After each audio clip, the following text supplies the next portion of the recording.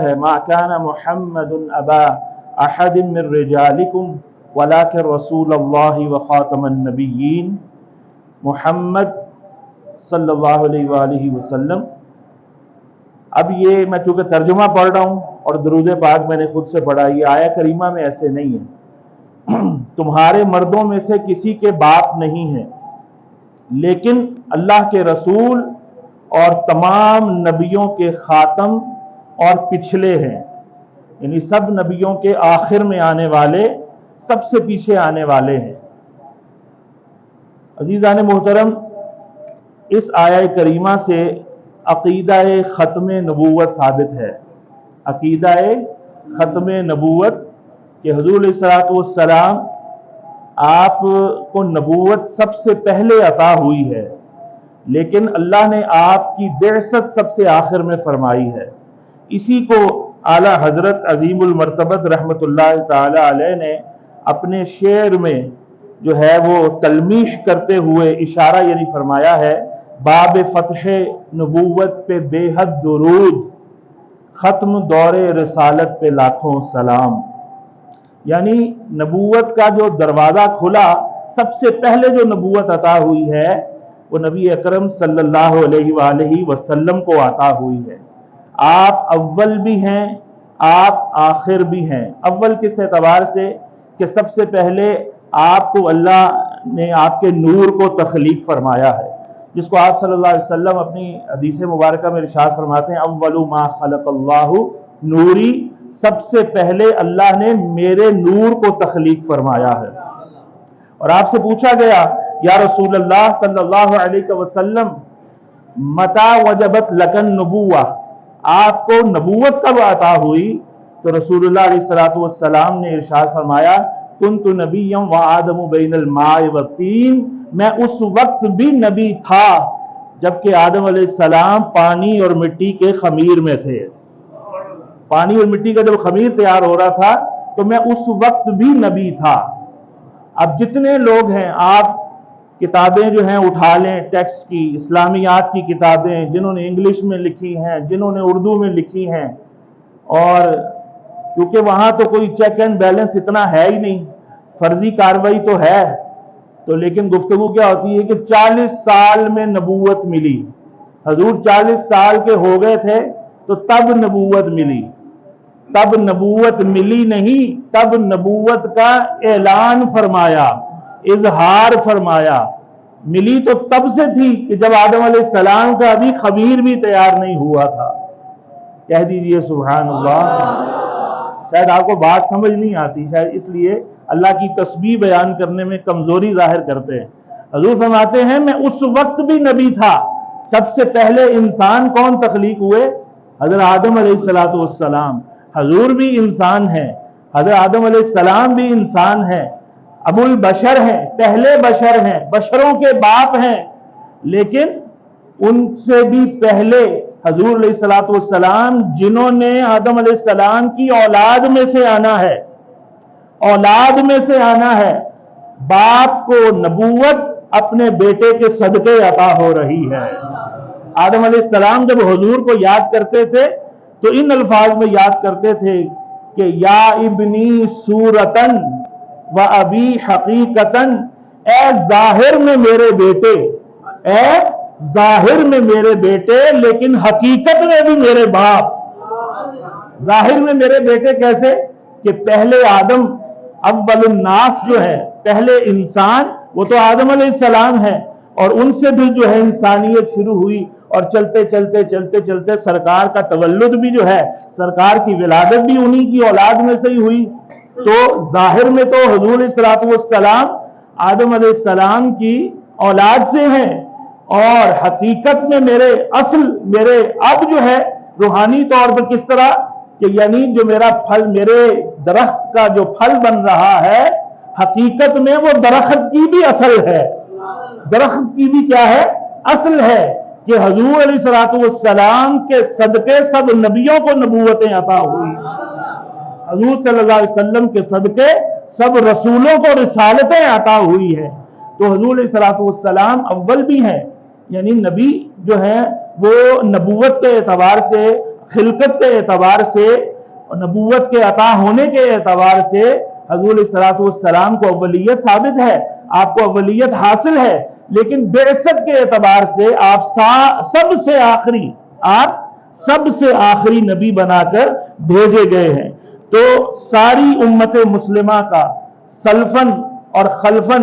یہ عقیدہ ہے، اجماع ہے اس بات پر کہ حضور سید عالم صلی اللہ علیہ وآلہ وسلم خاتم النبیین ہیں،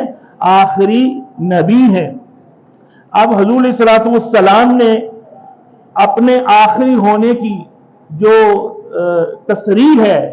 آپ نے کئی احادیث کے اندر بھی ارشاد فرمائی ہے کہ خاتم النبیین کا معنی کیا ہے کہ میرے بعد کوئی نبی نہیں ہوگا، میرے بعد کوئی نبی نہیں آ سکتا، نہیں ہوگا، میرے بعد کوئی نبی نہیں ہوگا۔ حضور علیہ الصلوۃ والسلام کی ختم نبوت کے بارے میں یہ عقیدہ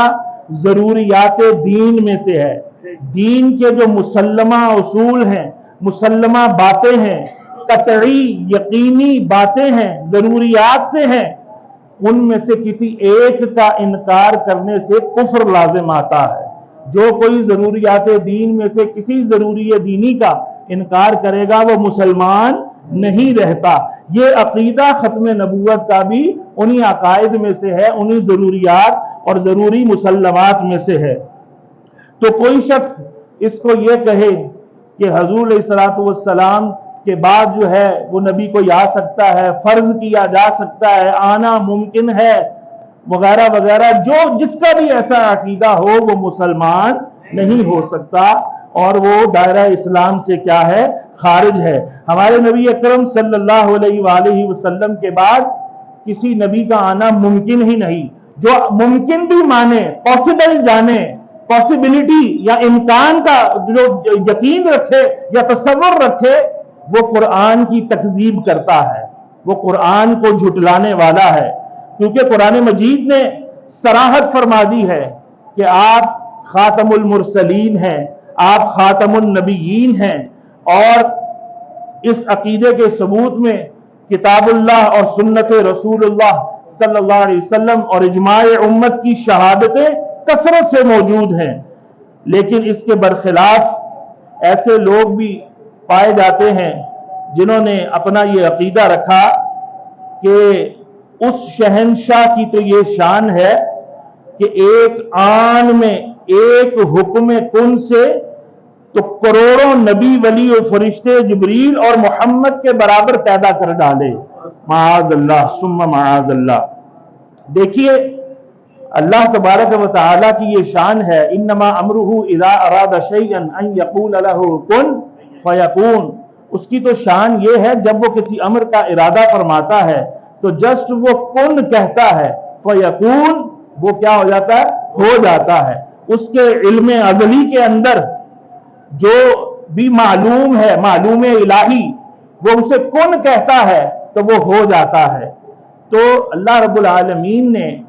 اگر حضور علیہ الصلوۃ والسلام کو آخری نبی نہ بنایا ہوتا، آپ کو خاتم النبیین ڈکلیئر نہ کیا ہوتا، آپ سب سے پہلے نہ ہوتے، سب سے آخری بعثت کے اعتبار سے نہ ہوتے، تو اللہ رب العالمین اپنی شان قدرت کے ذریعے جیسے مرضی اپنی قدرت کا اظہار فرماتا، اور حضور علیہ الصلوۃ والسلام جن کے یہ اوصاف اللہ نے نہ بنائے ہوتے تو کتنے بنا لیتا، اس کی مرضی۔ لیکن جب اللہ رب العالمین نے ایک ہستی کو، غور سے سمجھنے والی بات ہے، ایک ہستی کو ڈکلیئر کر دیا کہ یہ خاتم النبیین ہیں، یہ سب سے کون ہیں؟ آخری ہیں۔ تو سب سے آخری ایک ہوتا ہے یا ایک سے زیادہ ہوتے ہیں؟ سب سے پہلا ایک ہوتا ہے یا ایک سے زیادہ ہوتے ہیں؟ ایک ہی ہوتا ہے نا۔ تو اللہ رب العالمین نے آپ کو سب سے آخری ڈکلیئر کیا کہ ما کان محمد ابا احد من رجالکم ولکن رسول اللہ وخاتم النبیین، کہ یہ خاتم النبیین ہیں۔ تو جب آپ کو خاتم النبیین کہہ دیا تو اب آپ کے سوا کروڑوں تو کیا ایک بھی اور نبی ہو سکتا نہیں ہے۔ کیوں کہ اگر یہ بات پہلے بھی ہو چکی ہے کہ اگر ہو سکتا ہو تو پھر خاتم تو وہ ہوگا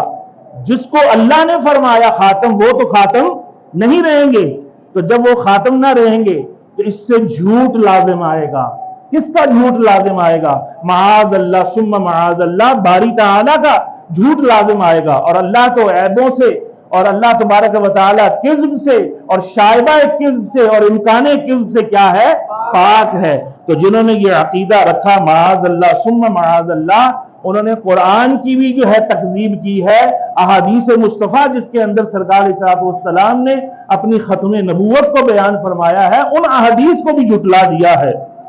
عزیزان محترم، احادیث طیبہ مختلف جو ہے سرکار نے ارشاد فرمائی ہیں۔ اعلیٰ حضرت عظیم المرتبہ رحمۃ اللہ علیہ نے اپنے فتاوی رضویہ کے اندر بہت ساری جو ہے احادیث جمع فرمائی ہیں آپ کی ختم نبوت پر۔ میں ایک دو حدیثیں وقت کی نزاکت کے اعتبار سے میں بیان کرتا ہوں۔ حضور صلی اللہ علیہ وسلم کی حدیث حضرت ابو ہریرہ رضی اللہ تعالیٰ عنہ روایت کرتے ہیں، عن النبی صلی اللہ علیہ وسلم قال ولا تقوم الساعة حتى يبعث دجالون كذابون قريبا من 30 كلهم يزعم انه رسول اللہ۔ حضرت ابو ہریرہ رضی اللہ تعالیٰ عنہ سے روایت ہے کہ رسول کریم صلی اللہ علیہ وآلہ وسلم نے فرمایا کہ جب تک 30 کے قریب دجال کذاب ظاہر نہیں ہوں گے قیامت نہیں آئے گی۔ ان میں سے ہر ایک دعویٰ کرے گا کہ وہ رسول اللہ ہے، اور سرکار فرماتے ہیں سرکار نے اس میں غیبی خبر دی ہے، غیب کی خبر دی ہے کہ آپ کے بعد تقریباً 30 بد نصیب ایسے ہوں گے جو رسالت کا دعویٰ کریں گے، اور یہ سب کے سب دجال ہوں گے، کذاب ہوں گے۔ جھوٹ بولنے والے کو کیا کہتے ہیں؟ کاذب، کذب بیانی کرنے والا، اور کذاب یہ فعال کے وزن پر مبالغہ کا صیغہ ہے کہ وہ بہت ہی زیادہ جھوٹا ہوگا، جھوٹوں کا بھی باپ ہوگا، جو آ کر یہ کہے گا کہ میں نبی ہوں، میں جو ہے رسول ہوں۔ تو وہ بہت سارا، یعنی کہ سرکار علیہ الصلوۃ والسلام اس حدیث میں بھی فرما رہے ہیں کہ میرے بعد، یعنی میں تو آخری ہوں، میرے بعد کوئی کو دعویٰ کرے گا تو وہ کون ہوگا؟ کذاب ہوگا، دجال ہوگا، وہ لعین بدبخت جھوٹا ہوگا۔ یا ایمان والو کہیں اس پر یقین نہ کر لینا۔ دعویٰ نبوت جو کرتا ہے وہ اپنے دعوے کی تصدیق کے لیے معجزے کو ظاہر کرتا ہے۔ اللہ نے جتنے بھی انبیاء علیہ السلام کو نبوت عطا فرمائی، ان کے ساتھ معجزات عطا کیے، تو وہ نبوت کی تصدیق کرتے تھے، نبی کی تصدیق کرتے تھے۔ تو جو شخص دعویٰ نبوت کرے اور کوئی شخص کمزور ایمان والا اسے یہ کہے کہ تو ہمیں معجزہ دکھا اب، تو وہ کافر ہو جائے گا۔ معجزے کا طلب کرنے والا اب جو معجزہ مانگے گا وہ کیا ہو جائے گا؟ کافر ہو جائے گا۔ کیوں؟ کہ اس نے سرکار علیہ الصلوۃ والسلام کو خاتم النبیین ہی نہیں مانا، اس نے آیہ قرآنیہ کا انکار کر دیا، اس نے اللہ رب العالمین نے جن کو ختم نبوت کا تاج پہنایا ہے ان کا انکار کر دیا، ان کی احادیث کا انکار کر دیا۔ تو اب ہم اس دعوے کو ہی تسلیم نہیں کریں گے۔ تو بہرحال کئی دجال آئے، کئی کذاب آئے، سرکار علیہ الصلوۃ والسلام کے بعد مسلمہ کذاب جو ہے اس نے نبوت کا دعویٰ کیا، اور اس فتنے کی سرکوبی کے لیے سیدنا صدیق اکبر رضی اللہ تعالی عنہ نے جو اس کے ساتھ جو ہے قتال کیا، اس میں 1200 کے قریب صحابہ کرام شہید ہوئے۔ 1200 صحابہ کرام، ساری امت کے اولیاء جمع ہو جائیں ایک صحابی کے مرتبے کو نہیں پہنچ سکتے۔ تو یہ کتنا عظیم مسئلہ تھا، کتنا یہ عظیم فتنہ تھا جس کو کچلنا ضروری تھا، اور اس کو کچلنے کے لیے 1200 صحابہ کرام نے اپنی جانیں راہ خدا کے سپرد کر دی۔ سرکار علیہ الصلوۃ والسلام کی ختم نبوت کی حفاظت کے لیے اپنی جانیں آفرین کے سپرد کر دی۔ عزیزان محترم، یہ ہمارے ایمان کی اساس ہے۔ حضور علیہ الصلوۃ والسلام کے صحابی ثوبان رضی اللہ تعالیٰ سے روایت ہے کہ سرکار نے ارشاد فرمایا ان قریب میری امت میں 30 کذاب ظاہر ہوں گے، ان میں سے ہر ایک یہ کہے گا کہ وہ نبی ہے، حالانکہ میں خاتم النبیین ہوں، انا خاتم النبیین لا نبی بعدی۔ حدیث حسن صحیح، یہ حدیث صحیح ہے، حسن ہے۔ فرمایا کہ حالانکہ میں خاتم النبیین ہوں اور میرے بعد کوئی نبی نہیں ہے، میرے بعد کوئی نبی نہیں آ سکتا۔ تو سرکار صلی اللہ علیہ وسلم نے واضح واضح احادیث کے اندر بھی ارشاد فرمایا، اور قرآن کی نص ہی کافی ہے کہ اللہ فرما رہا ہے کہ یہ خاتم النبیین ہے۔ تو خیر اسی طرح 200 سال پہلے جو ہے ایک فتنہ مرزا غلام احمد قادیانی کی صورت میں بھی اٹھا، جس نے جو ہے وہ اتنی خباثتیں پھیلائیں کہ جس کی کوئی انتہا نہیں ہے۔ زبان زیب نہیں دیتی، آنکھیں گوارا نہیں کرتی وہ تحریریں پڑھیں جو اس نے نبیوں کی شان میں گستاخیاں کی، اللہ کی شان میں گستاخیاں کی، قرآن کی آیات کا انکار کیا، قرآن کو عیبوں سے بھری ہوئی کتاب جو ہے ثابت کیا، حضرت عیسیٰ علیہ السلام کی توہین جو ہے وہ کی، کبھی کہا میں نبی ہوں، کبھی کہا میں مسیح موعود ہوں، کبھی کہا میں مہدی ہوں، اور پتہ نہیں کیا کیا باتیں جو ہیں اس نے بکی، معاذ اللہ ثم معاذ اللہ۔ جتنے اس نے دعوے کیے وہ دعوے سچے کہاں ہونے تھے، اور جناب سارے کے سارے جو ہے وہ خاک میں مل گئے، اور اس کا جھوٹا ہونا جو ہے وہ ایسے عیاں ہو گیا جیسے سورج جو ہے اس کا طلوع عیاں ہوتا ہے، وہ اظہر من الشمس جو ہے وہ کی طرح وہ ہوا، سورج سے بھی واضح ثابت ہوا کہ اس کے دعوے سارے کے سارے جھوٹے تھے۔ تو اس کو 7 ستمبر کو ہمارے ملک کی جو ہے اسمبلی کے اندر اس گروہ کو کافر و مرتد قرار دیا گیا۔ عزیزان محترم، ایسے بد مذہبوں سے، ایسے بے دینوں سے، ایسے لادینیت رکھنے والوں سے محبت کی پینیاں چڑھانا، دوستیاں قائم کرنا، تعلقات بنانا، ان کے ساتھ جو ہے وہ مودت یا موانست یا الفت کے جو ہے وہ پہم کرنا، عہد و پیمان کرنا، یہ ایمان پر ضرب لگاتا ہے، ایمان پر کاری ضرب ہے۔ تو جتنے بھی بے دین ہوں ان کے بارے میں رسول اللہ علیہ السلام کی واضح حدیث مبارکہ ہے، فرمایا کہ ان مریضو فلا تعودوہم، مسلم شریف کی حدیث ہے، اگر یہ بیمار پڑ جائیں، بد مذہب جو بھی ہے، جو اللہ کی شان میں بکنے والا ہے، گستاخیاں کرنے والا ہے، قرآن کو جو ہے تحریف زدہ کہنے والا ہے، نامکمل کہنے والا ہے، غیر محفوظ کہنے والا ہے، صحابہ کرام یا آل رسول کی برائیاں کرنے والا ہے، اولیاء کی شان میں بکبک کرنے والا ہے، انبیاء کی توہین کرنے والا ہے، شان رسالت مآب صلی اللہ علیہ وسلم کا منکر ہے، جتنے بھی بد مذہب ہے سو کال، فرمایا کہ یہ جو بھی بد مذہب ہیں، تقدیر کے منکر ہوں یا اور کسی معاملے کے، جو کوئی جنات کا انکار کر رہا ہے، کوئی عذاب قبر کا انکار کر رہا ہے، کوئی جنت دوزخ کا انکار کرتا ہے، کوئی فرشتوں کا انکار کرتا ہے، ایسے ایسے ملحدین موجود ہیں، لوگوں کو پتہ نہیں ہے، نوٹوں کے اوپر تصویریں چھپتی ہیں اور جیب کے اندر وہ نوٹ ہوتے ہیں، ایسے ایسے جناب لوگ ان کی داڑیاں دیکھتے ہیں، لوگ ان کی ٹوپیاں دیکھتے ہیں، کہ ایسے ایسے نیچری لوگ، ایسے ایسے جو ہے بے دینیت والے لوگ جو ہیں ان کو امت کا رول ماڈل بنا کر پیش کیا جاتا ہے۔ تو فرمایا جتنے بھی بد مذہب ہیں، ان مریضوا فلا تعودوہم، اگر یہ بیمار پڑ جائے، رسول اللہ صلی اللہ علیہ وسلم جو حسن اخلاق کا درس دینے والے ہیں، جو عیادت کے فضائل بتانے والے ہیں، بیماروں کی تیمارداری کے فضیلتیں ارشاد فرمانے والے ہیں، وہی رسول اللہ علیہ السلام ارشاد فرما رہے ہیں کہ میری امت میں سے جو بہک جائے، گمراہ ہو جائے، بد مذہب ہو جائے، لادین ہو جائے، بیمار پڑ جائے، لا تعودوہم، اس کی عیادت کو نہ جانا، وَإِن مَاتُوا فَلَا تَشْهَدُوهُمْ، اگر وہ مر جائے اس کے جنازے پہ نہ جانا، فرمایا ان کے ساتھ بیٹھک نہ کرنا، لا تجالسوہم، ان کے ساتھ اٹھک بیٹھک نہ کرنا، سٹنگ نہ کرنا، چلے چائے کی پیالی ہی پیئیں گے، فرمایا لا تشاربوہم ولا تواکلوہم، نہ ان کے ساتھ کھانا ہے نہ ان کے ساتھ پینا ہے، ولا تناکحوہم، گاڑیاں دیکھتے ہیں، دولتیں دیکھتے ہیں، چمڑیاں دیکھتے ہیں کہ رنگ گورے ہیں، مال و دولت دیکھتے ہیں، دینداری نہیں دیکھی جاتی۔ سرکار نے فرمایا ایسے بد مذہبوں، دین کے دشمنوں کے ساتھ اپنے بیٹے بیٹیوں کے رشتے نہ کرنا، لا تناکحوہم، ان سے نکاح نہ کرنا،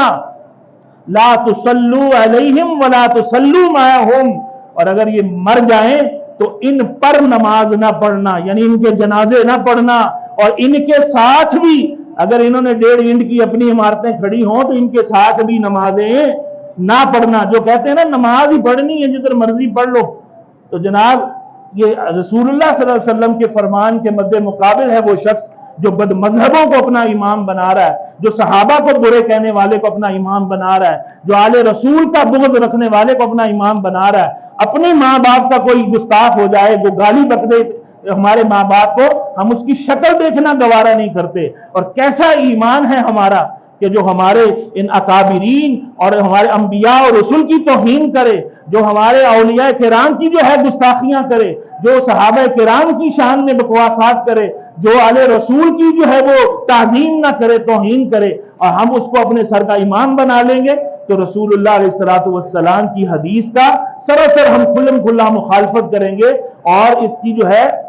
حکم عدولی کریں گے، جس کی وجہ سے ہمارا ایمان کامل نہیں ہو سکتا۔ تو عزیزان محترم، بڑا پرفتن دور ہے، فتنے بارش کے قطروں کی طرح سرکار نے فرمایا تھا کہ میں گرتے ہوئے دیکھ رہا ہوں، تو بچنے کی ضرورت ہے۔ اپنے دائیں بائیں، اپنے دوست احباب میں، اپنے دفتر میں، محلے میں، پڑوس میں، دائیں بائیں کوئی بھی ایسا اگر بد مذہب شخص جو ہے آپ کو ظاہر ہو، جس کی گفتگو سے بے ادبی کی بو آتی ہو، جس کی تحریر اور تقریر سے آپ کو جو ہے ایسی اسمیل آئے کہ یہ بے ادب اور گستاخ شخص ہے، جیسے اعلیٰ حضرت فرماتے ہیں کہ مکھن سے جیسے بال نکلتا ہے نا، نکالا جاتا ہے، ایسے اپنی کمیونٹی سے اس کو فارغ کر دو، اس کے ساتھ کوئی دوستانہ تعلق نہ رکھو۔ یہ تمہارے ایمان اور غیرت ایمانی کا یہ تقاضا ہے۔ اللہ تبارک و تعالی سے دعا ہے ہمیں ہماری اولاد کو ہمیشہ بے ادبی سے محفوظ رکھے، بلند آواز سے کہیے آمین، اور ہمیشہ بے ادبوں اور گستاخوں سے اللہ محفوظ رکھے۔ وما علیہ الا البلاغ المبین۔